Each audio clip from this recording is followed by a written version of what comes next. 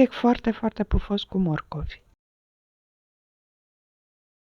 Se amestecă 3 ouă cu 200 de grame de zahăr, brun dacă aveți, 170 de ml de ulei. După ce am amestecat puțin, adăugăm o lingură de apă. Amestecăm din nou și adăugăm și 250 de grame de morcovi dați prin răzătoarea mică.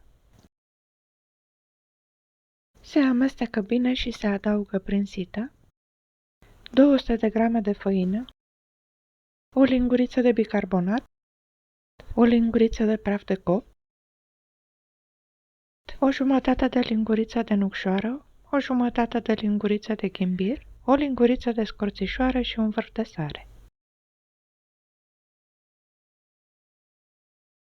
Peste ele se adaugă și o lingură de iaurt sau de smântână și o linguriță de esență de portocale.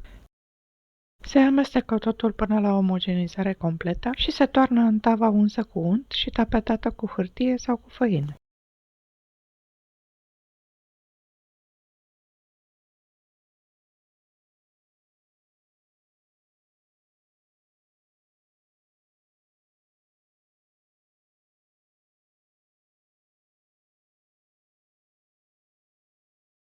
Se bagă în cuptorul încălzit la 170 de grade pentru 45-50 de minute. Se scoate și se lasă la răcit pe un ghilaș.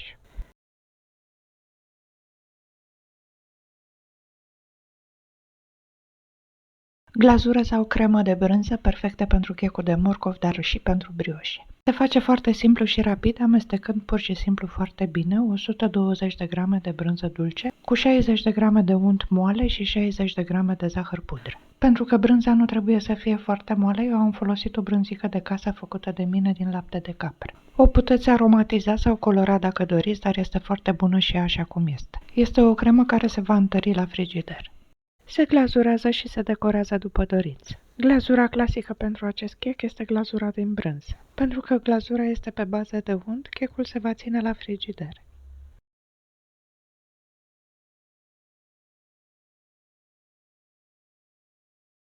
Vă mulțumesc și nu uitați să-mi spuneți în comentarii ce rețete mai doriți să fac.